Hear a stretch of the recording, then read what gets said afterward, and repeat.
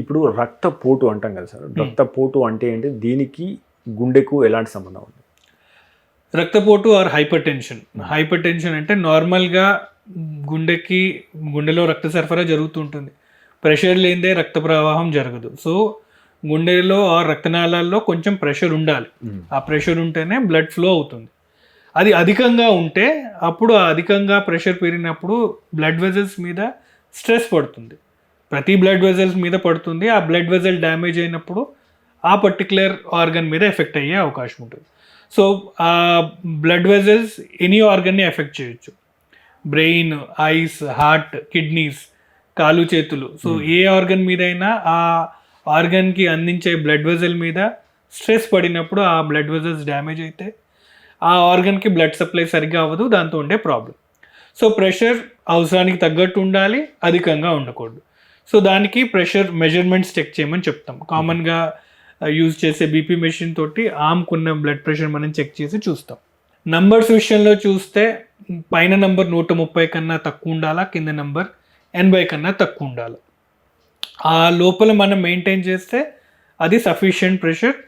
అధికంగా మన blood vessels మీద ఒత్తిడి జరగదు and things are okay.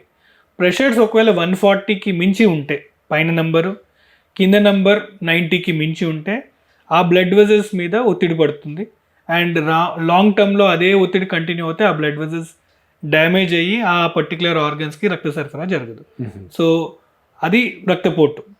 So రక్తపోటులో మోస్ట్ ఆఫ్ ది కన్ఫ్యూజన్ ఉంది. మోస్ట్ ఇంపార్టెంట్లీ బీపీ అనగానే పేషెంట్ని ఎలా డయాగ్నోస్ చేస్తున్నాము, ఎప్పుడు ట్రీట్ చేయాలి అనేది పెద్ద ఛాలెంజ్.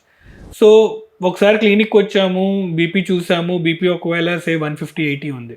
ఆ పేషెంట్ని మీకు బీపీ ఉందని చెప్పాలా? Answer no. సో బీపీ ఎప్పుడైతే పేషెంట్కి ఉంది అని చెప్పినప్పుడు యూజువల్లీ 1 రీడింగ్ తోటి ఎప్పుడు బీపీ ఉందని చెప్పకూడదు. అండ్ పర్టికులర్లీ క్లినిక్స్లో ఆర్ హాస్పిటల్లో ఉన్న రీడింగ్ బట్టి ఎప్పుడు డయాగ్నోస్ చేయకూడదు. బికాజ్ బీపీ అనేది ఒక డైనమిక్ నెంబర్, ఎప్పుడు చేంజ్ అవుతూ ఉంటుంది. సో ఒక వ్యక్తికి బీపీ పెరగడానికి చాలా రీజన్స్ ఉన్నాయి. ఫిజికల్ స్ట్రెస్, మెంటల్ స్ట్రెస్ రెండింటి వల్ల బీపీ పెరగచ్చు. ఎలాంటి స్ట్రెస్ లేదు, అదర్వైజ్ రిలాక్స్గా కంఫర్టబుల్గా ఉన్నాను, అయినా కానీ నా బీపీ పెరిగింది అండ్ మల్టిపుల్ అకేషన్స్లో సెవెరల్ రీడింగ్స్ ఒక 1 month or 2 months నేను కంటిన్యూస్గా మానిటర్ చేశాను. ఒకసారి ఉదయం, ఒకసారి మధ్యాహ్నం, రాత్రి, సెవెరల్ టైమ్స్ ఆల్వేస్ కన్సిస్టెంట్గా ఒకవేళ బీపీ హై ఉంటే అప్పుడు ఆ వ్యక్తికి బీపీ అని డయాగ్నోస్ చేయడం ఆర్ కన్ఫర్మేషన్ చేయాలి, తర్వాత ట్రీట్మెంట్ స్టార్ట్ చేయాలి. ఇందులో మోస్ట్ ఆఫ్ ద టైం ప్రిమెచ్యూర్గా డయాగ్నోస్ చేయడం జరుగుతుంది అండ్ అలాగే ట్రీట్మెంట్ అబ్రప్ట్గా తీసుకోవడము, స్టాప్ చేయడం జరుగుతుంది. సో డయాగ్నోసిస్ ఎప్పుడు అందుకే ప్రిమెచ్యూర్గా చేయకూడదు ఫస్ట్ థింగ్. అండ్ ఒకసారి బీపీ ఉంటే దెన్ అగైన్ ట్రీట్మెంట్లో కూడా ఛాలెంజెస్. ఇప్పుడే నేను మందులు వాడాలా, లేదు నేను లైఫ్ స్టైల్ చేంజెస్ చేస్తాను, నేను ఉప్పు తగ్గించేస్తాను, యోగా చేస్తాను, తగ్గిపోతుంది అనేది. ఇందులో కూడా గమనించాల్సిన విషయం ఏంటంటే లైఫ్ స్టైల్ చేంజెస్ తోటి బీపీ తగ్గే మాట వాస్తవమే, బట్ ఎంతవరకు తగ్గుతుంది?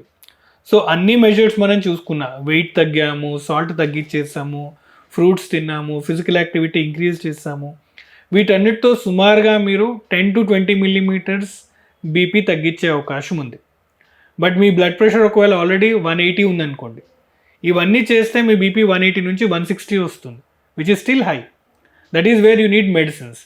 సో ఉట్టి లైఫ్ స్టైల్ చేంజెస్ ద్వారానే బీపీని మనం కంప్లీట్గా కంట్రోల్ చేయలేము. కరెక్టే, మందులు వాడడం ఎవరికి ఇష్టం లేదు, మాకు ప్రిస్క్రైబ్ చేయడం ఇష్టం లేదు. బట్ ఆ గోల్ మనం రీచ్ అవ్వాలంటే ఉట్టి లైఫ్ స్టైల్ ఒకటే సరిపోదు, లైఫ్ స్టైల్తో పాటు మెడిసిన్స్ కూడా అవసరం వస్తుంది. బీపీ కొద్దిగానే ఎలివేట్ అవుతే చాలామందికి లైఫ్ స్టైల్ సరిపోతుంది, but majority of them BP ఎక్కువగా ఉంటుంది కాబట్టి in addition to lifestyle drugs are important. So patients drugs తీసుకోవడానికి హెజిటేట్ చేస్తూ ఉంటారు, బట్ ఇంపార్టెంట్ అది.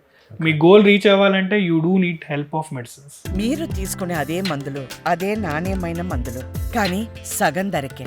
అవును, మెడ్ ప్లస్ బ్రాండ్స్ పై 50 to 80% తగ్గింపు.